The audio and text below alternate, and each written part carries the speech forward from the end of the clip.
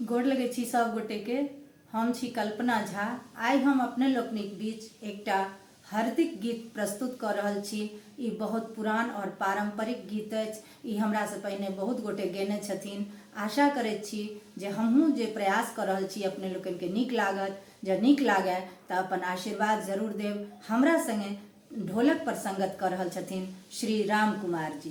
तो अपने लोकन सुनल जाओ।